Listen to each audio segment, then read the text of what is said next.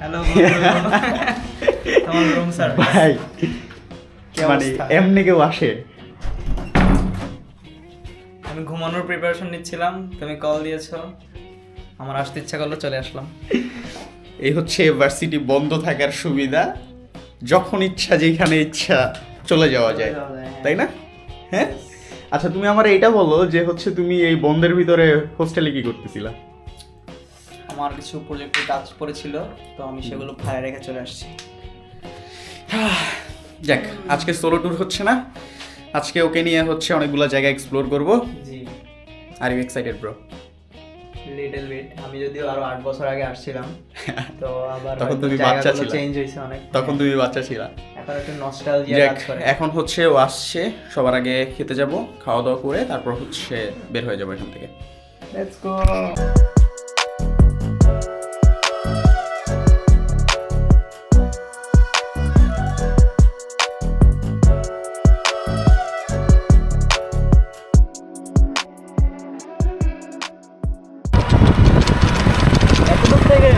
সবার আগে চলে আসলাম আবারও 5 ভাই for eating some food again. চলে আসলো খাবার, তো হচ্ছে আজকে আমরা হচ্ছে চিকেন খিচুড়ি এবং পাশাপাশি হচ্ছে একটা বিফ তেহারি অর্ডার করছি। বিফ তেহারি কালকে আমরা খেয়েছিলাম, আজকে আবার নিলাম, যেহেতু মারফি ভাইয়া চলে আসছে, ভাইয়া কালকে টেস্ট করে নাই, তাই ভাইয়াকে আবার টেস্ট করাচ্ছি। তো শুরু করা যাক।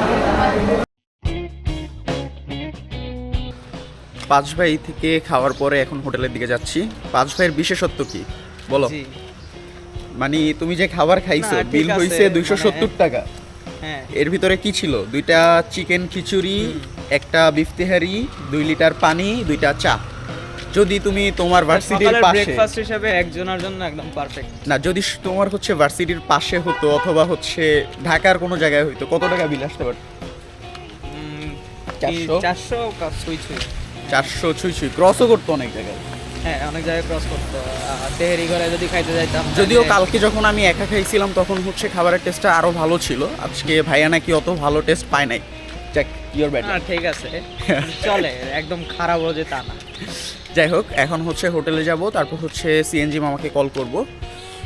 ওনার সাথে এখনও কত টাকা দিব কি তা হচ্ছে কোনো কথা হয় নাই, যেহেতু কালকে উনি আমাকে নিয়ে গেছে, তাই আজকে এখনও দামাদামি করি নাই, কালকে যেহেতু ঘুরে মজা পাইছি।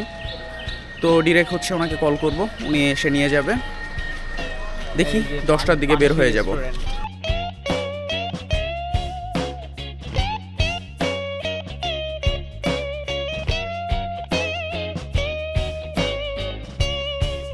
ঘড়িতে সময় যখন 9টা 44, আমরা হচ্ছে হোটেল থেকে চেক আউট করে বের হচ্ছি আমাদের পরবর্তী ডেস্টিনেশনের উদ্দেশ্যে।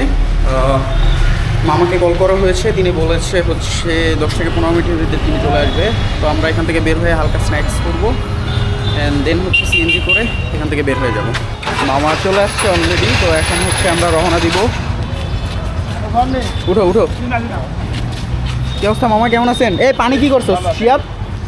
হোলি ফাক। উপরে রেখে আসছো মনে হয়, দৌড় দে, ব্যাগ দিয়ে যা আমার। না না না, ওই দোকানে দেখায় আমার দোকানে রাখছি তো ভাইয়া। আমার 40 থেকে 50টা টাকা দিয়ে আমরা কিনে রেখেছি। যত্ন করে রাখে দিছি। নাও নাও নাও।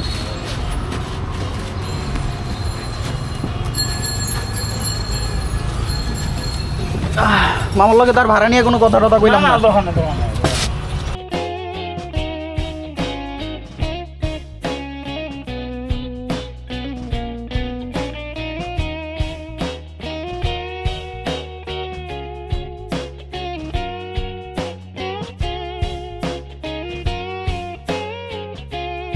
ঘড়িতে যখন সময় 12:30, আমরা চলে আসলাম জাফলং। হোটেল থেকে এখানে পৌঁছাইতে সময় লাগছে 2.5 ঘন্টা, কিন্তু হচ্ছে রোডে আমরা ব্রেক দিয়েছি, এই জন্য হচ্ছে সময়টা বেশি লেগেছে। মাঝখানে হচ্ছে আমরা কিছু ছবি টবি তুলেছি, যার জন্য আমাদের একটু বেশি সময় লেগেছে। যাই হোক, পানি কিছুটা কম মনে হচ্ছে, করবো নাকি? পানি কিছুটা কম মনে হচ্ছে, তারপরও যাই আরও সামনে, দেখি কি অবস্থা চলতেছে।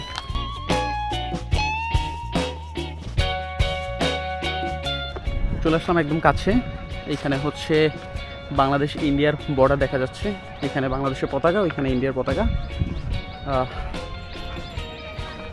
এখানে ঝুলন্ত ব্রিজটাও আমরা দেখতে পাচ্ছি। পানি খুবই কম, এটা হচ্ছে একদম আনএক্সপেক্টেড, কষ্টই পেলাম এক প্রকার। যাক দেখি যতদূর হচ্ছে ভিজা যায়। পানি আছে মামা মায়াবী ঝর্ণায়? কত করে 100 টাকা। একটু কম কম রাখো মামা, দুজন 150 টাকা দেই।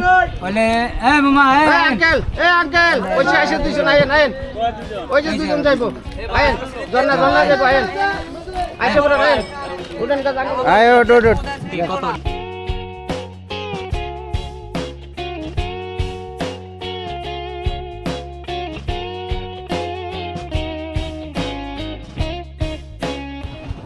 এখান থেকে টোকেন নিতে হবে, হ্যাঁ? ও আচ্ছা, পে ফার্স্ট। European style. ধরো এটা ধরো।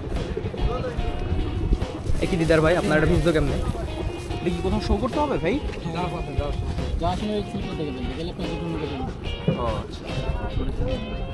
এটা কি এখন ইন্ডিয়ার মধ্যে কোনো যাবে যেতে পারবো? ইঞ্জিল বুটে মানে হাতে নেব না যে কোনো বুটে যেতে পারবো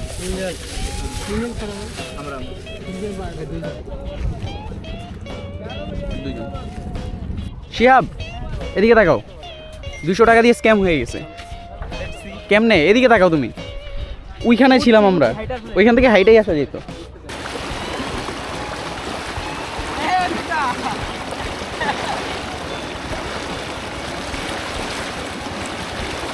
বন্ধু তোমারটা গেলে যাক, আমারটা যেন না যায়।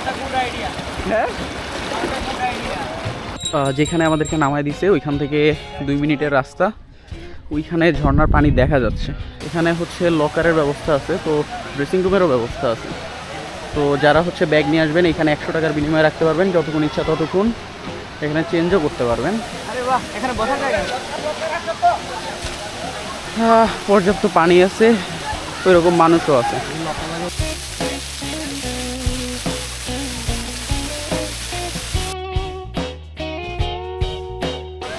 ইয়া ডান।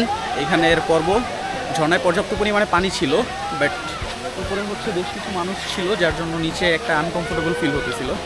বাট উপরে ওঠাটা অনেক রিস্কি, উপরে না ওঠাটাই বেটার। যাই হোক, এখন এখান থেকে বের হব এবং হচ্ছে বের হয়ে পরবর্তী ডেস্টিনেশনের উদ্দেশ্যে রওনা হব।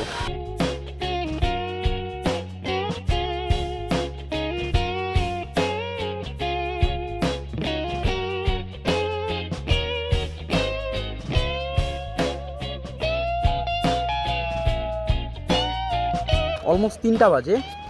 তো ওইখানের হচ্ছে জাফলংয়ে ডুবাইয়া, তারপর মায়াবিল ঝর্ণা থেকে হচ্ছে গোসল টোসল করে এখন হচ্ছে উপরে চলে আসছি।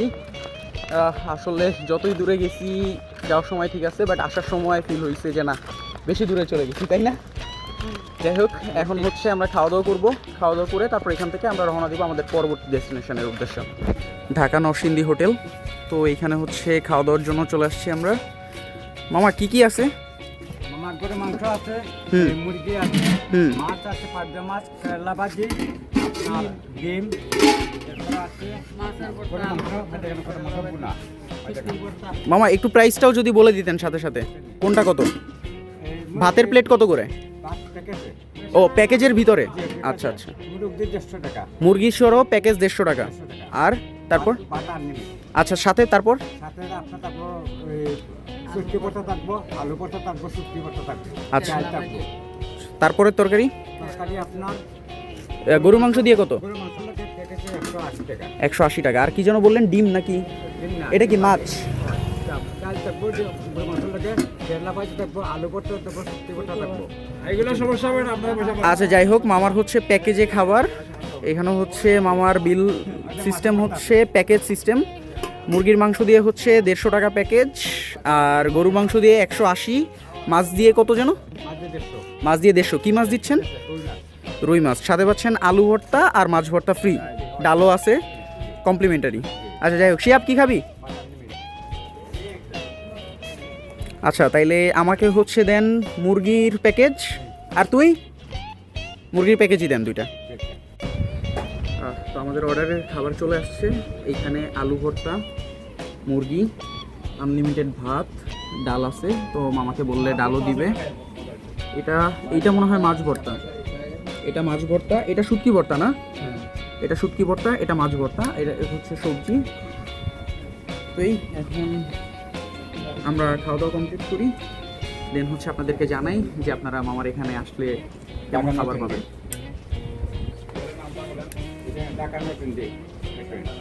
লবণ নাই মামা? হ্যাঁ, লবণ নিন। Off করুন। এখানে খাওয়া দাওয়া কমপ্লিট করলাম। এখন হচ্ছে আমরা আমাদের পরবর্তী ডেস্টিনেশনের উদ্দেশ্যে রওনা দিব। এখানে খাবারটা খুবই মজা ছিল এবং আমার কাছে মনে হয়েছে যে ট্যুরিস্ট স্পট হিসেবে মামারা খুবই কম রাখতেছে, ঘরোয়া পরিবেশে তারা রান্নাও করতেছে।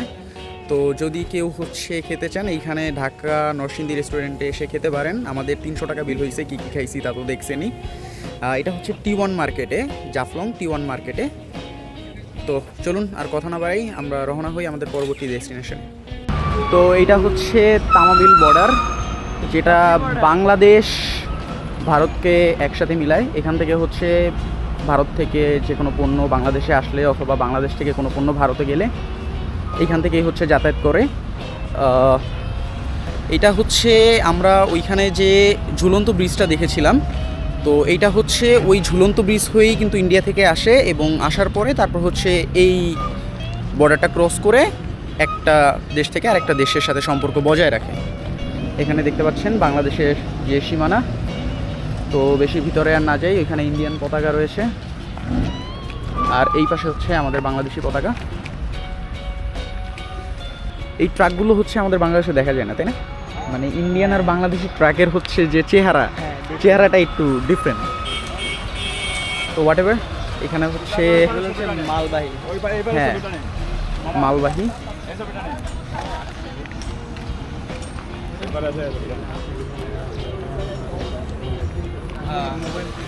তো এখানে হচ্ছে কিছুক্ষণ ছবি টবি তুলে তারপর হচ্ছে আমরা আবার ব্যাক করব। এখানে জাস্ট আপনি হচ্ছে বাংলাদেশ ইন্ডিয়ার বর্ডার টু দেখতে পাচ্ছেন, এটাই, এর বেশি এখানে কিছুই নাই। যাই হোক, তারপরও দুইটা দেশের বর্ডার দেখতে সুন্দরই লাগে। যাই হোক, এখানে ছবি তুলি, দেন হচ্ছে আমরা রওনা হই আমাদের পরবর্তী ডেস্টিনেশনের উদ্দেশ্যে। জাফলং থেকে হচ্ছে তামাবিল বর্ডারের কিন্তু দূরত্ব একদমই কম, আমাদের আসতে মনে হয় 5 থেকে 7 মিনিট সময় লেগেছে। তো যারা হচ্ছে জাফলং আসবেন একবার হলেও এটা ঘুরে যাবেন। সিলেটের একটা প্রবাদ আছে, কোন দেশে আসিলাম রে ভাই, একই গাছে পান, একই গাছে সুপারি, একই গাছে চুন। কথাটা কেন বলা হয়? আমি জাফলং থেকে হচ্ছে সিলেটে যাওয়ার উদ্দেশ্যে যখন রওনা হইলাম, এখানে হচ্ছে জাফলং থেকে সিলেটে যাওয়ার পথে হাতের বামে যে রোডটা ঢুকেছে এটা দিয়ে খাসিয়াপল্লী যাওয়া যায়। তো খাসিয়াপল্লীর পাশে যদি আপনি দেখেন তাহলে হচ্ছে এই প্রবাদটার হচ্ছে ডিটেলস আপনি পেয়ে যাবেন। এখানে আমার পিছনে যে আপনারা সুপারি গাছগুলো দেখতে পাচ্ছেন, হ্যাঁ, এই পাশে যে সুপারি গাছগুলো দেখতে পাচ্ছেন, এই সুপারি গাছেই এখানে খাসিয়াপল্লীর যারা মানুষ আছে তারা হচ্ছে পান চাষ করে। তো একই গাছে সুপারি এবং একই গাছে পান। আর যত থাকে হচ্ছে আপনার চুনের কথাটা, এখানে হচ্ছে যখন কোনো পাখি তার মলমূত্র ত্যাগ করে তখন ওইটা যেহেতু হোয়াইট কালারের, তো ওইটা তারা হচ্ছে চুন হিসেবে প্রবাদে ইন করেছে। তো যদি আপনার হাতে সময় থাকে তাহলে হচ্ছে আপনি একবার খাসিয়াপল্লীটা একটু ঘুরে যেতে পারেন। এখন আমরা চলে আসলাম লালাখাল সারিঘাট। এখান থেকে হচ্ছে বোর্ড নিতে হবে এবং বোর্ড নিয়ে হচ্ছে আপনার ইন্ডিয়ার বর্ডার পর্যন্ত যেতে হবে। তো ওইখানে হচ্ছে দেখা যাচ্ছে হচ্ছে লালাখালের সারিঘাটটা, আপনারা যদি একটু ক্লোজলি দেখেন এখানে হচ্ছে অনেক পরিমাণে বোর্ড আছে। এখানে হচ্ছে ফিক্সড ভাড়া 1650 টাকা, আর এখান থেকে হচ্ছে এই ভাড়ার ভিতরেই তারা হচ্ছে ইন্ডিয়ার বর্ডার পর্যন্ত আপনাকে নিয়ে যাবে এবং ওইখান থেকে নিয়ে আসবে। আমার উপদেশ হচ্ছে যদি হচ্ছে কেউ লালাখালে যান সেক্ষেত্রে এইখান থেকে হচ্ছে জাফলং যাওয়ার পথে আরেকটু সামনে গেলে হাতের ডান পাশে হচ্ছে আরেকটা রোড আছে, ওইখান থেকে হচ্ছে 7 কিলোমিটারের মতো হচ্ছে গেলে তারপর হচ্ছে আপনারা আরেকটা ঘাট পাবেন। ওই ঘাট থেকে হচ্ছে যদি আপনি বোর্ড নেন সেক্ষেত্রে হচ্ছে আপনার 800 টাকার মতো ভাড়া পড়বে।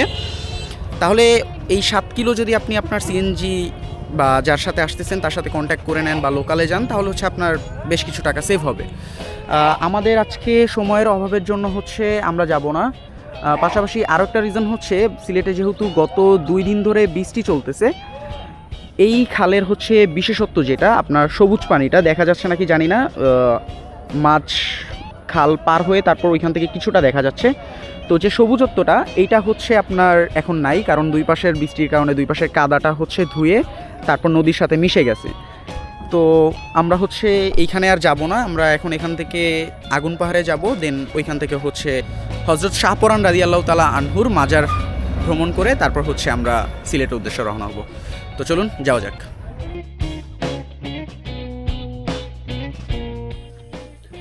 চলে আসলাম আগুন পাহাড়। লালাখাল থেকে অলমোস্ট 25 থেকে 30 মিনিট রাস্তা পাড়ি দিয়ে আমরা এখানে চলে এসেছি। এটা হরিপুরে অবস্থিত।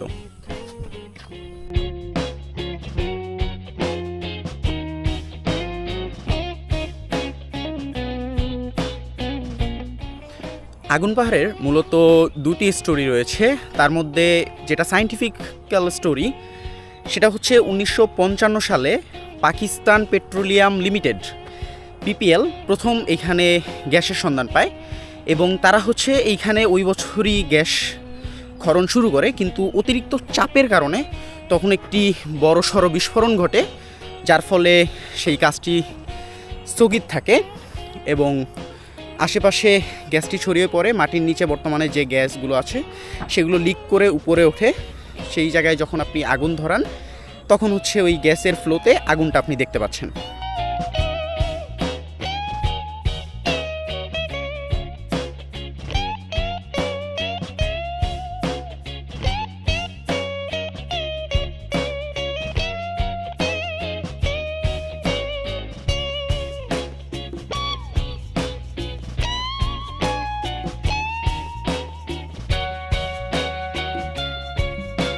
আগুন পাহাড় থেকে সামান্য সামনে আসলেই আপনি দেখতে পারবেন তৎকালীন গ্যাস পাম্পের ধ্বংসস্তূপগুলো। এগুলো থেকে যদি আপনি ডানে চলে যান তাহলে ডানে যে পাকা রাস্তাটা আছে এটা ধরে আগাতে থাকলে হজরত শাহ আলী আহমেদের মাজার। তো আমরা এখন ওই দিকে যাব এবং মাজারটা দেখে তারপর আবার নিচে ফিরে আসবো।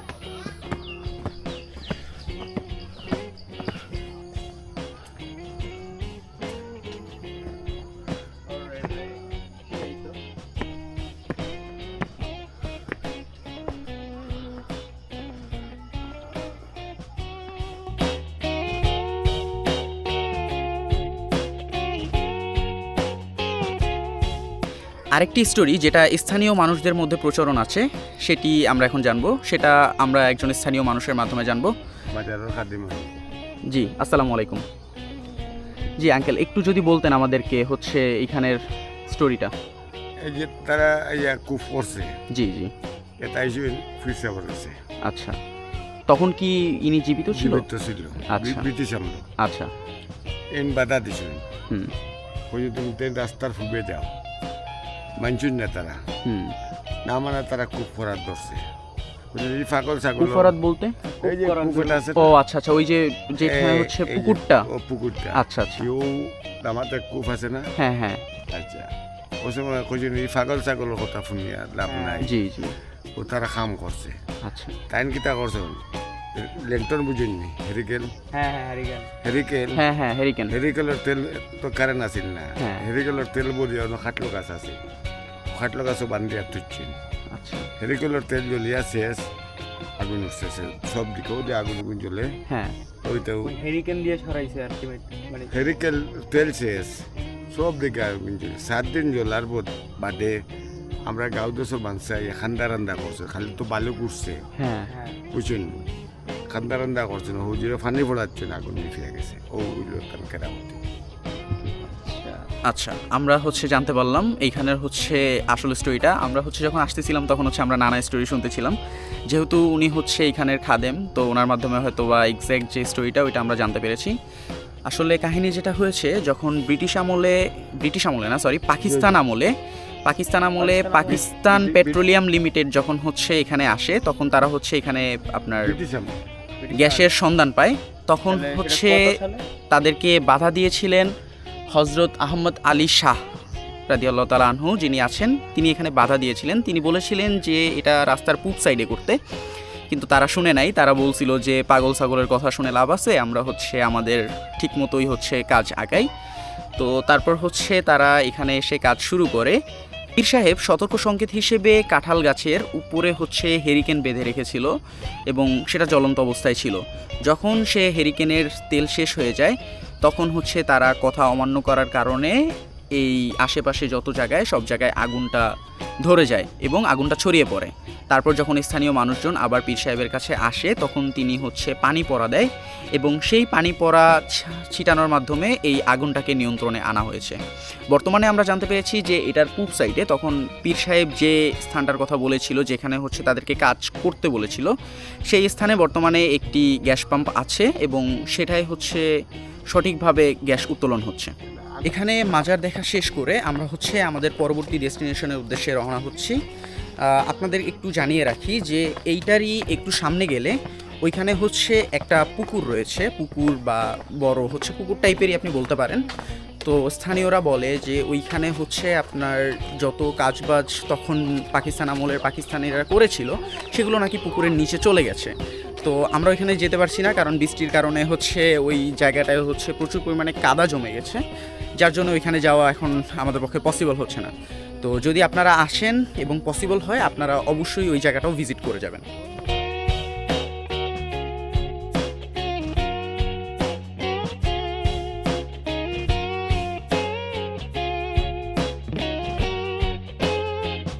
আগুন পাহাড়ের প্রচলিত সবগুলো স্টোরির ভিতরে আপনি কোনটি গ্রহণ করবেন, it's totally up to you.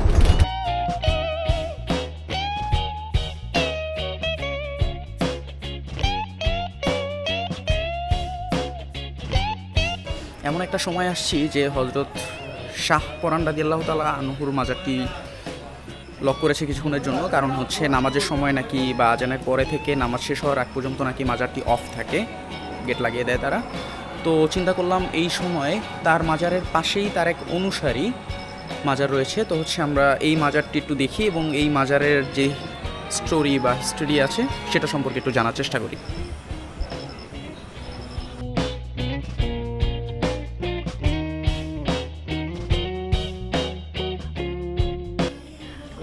উনি হইল আল্লাহর কন্যা শাহ। এর প্রথম নাম হইল আলহাজ আব্দুল মতিন শাহ কদরি শাহ কন্যা শাহ। হ্যাঁ বহু রূপী আছে, পুরুষের তো মহিলার রূপ ধারণ করতে, এলে বলে তাকে কন্যা শাহ। ও উনি কি হচ্ছে হযরত শাহজালাল রাদিয়াল্লাহু তাআলা সাহেবের অনুসারী ছিলেন তিনি। ও আচ্ছা, বংশধর না, এখানে কোনো অলিয়া উলিয়ার কোনো বংশধর নাই। শাহজালাল শাবুক, শাহপরান শাবুক তারা বিয়া শাদী করছেন, তারা ইসলাম প্রচার লই আছে। ও মানে এরা হচ্ছে বিয়ে শাদী করে? জি না, এই হুজুরও বিয়া শাদী করছেন, আপনি মজুব ছিল। আচ্ছা, ওনার হচ্ছে মাজার এখানে কতদিন যাবত আছে? এখানে প্রায় হুজুরের মাজারটা হচ্ছে প্রায় আপনার 7 দিনের অনেক আগে। স্বাধীনের অনেক আগে।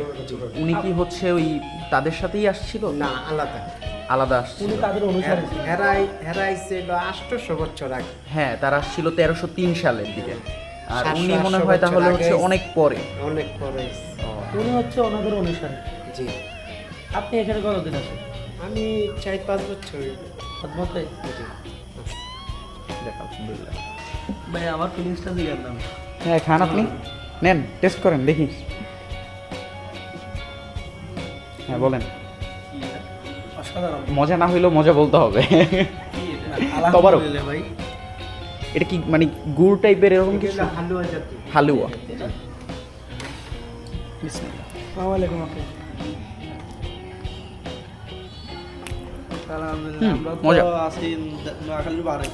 এই সেম জিনিস টাকা দিয়ে কিনতে হয়েছিল ওই যে ইয়াতে শাহজালাল মাজারের পাশে। হ্যাঁ, বাইরে বিক্রি করে।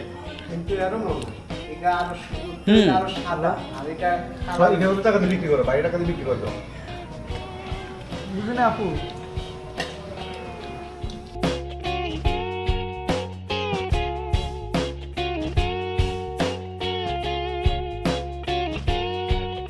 তো আমরা এখন দেখলাম হযরত শাহপরান রাদিয়াল্লাহু তাআলা আনহুর মাজারটি। এটা দেখা আমরা শেষ করে এখান থেকে বের হলাম। আপনাদেরকে একটু জানাই এইটার স্টোরি সম্পর্কে। তিনি হচ্ছেন হযরত শাহজালাল রাদিয়াল্লাহু তাআলা আনহুর ভাগ্নে। 1303 সালের দিকে অথবা 14ই সেঞ্চুরির দিকে তারা তৎকালীন ভারতে অবস্থান করে বা ভারতে আসে।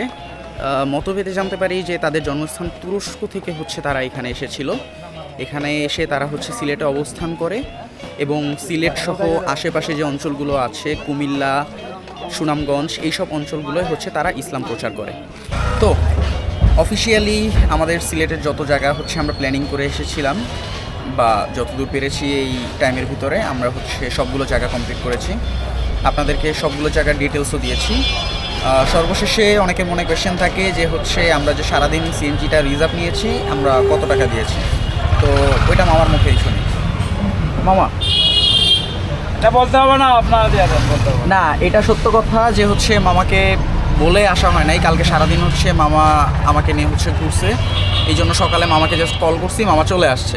তারপর মামা আপনি বলেন। না, আমার বলা কথা- লাগবে না না। না আমার কথা বাদ দিলাম মামা, অন্য কেউ যদি আসে তখন হচ্ছে তারা কীরকম কী দিবে বলেন। আগে 500 দিয়েছিলেন, এখন আরো 1500 টাকা 1500 টাকা মামা বেশি হয়ে যায় না? বেশি হয় না।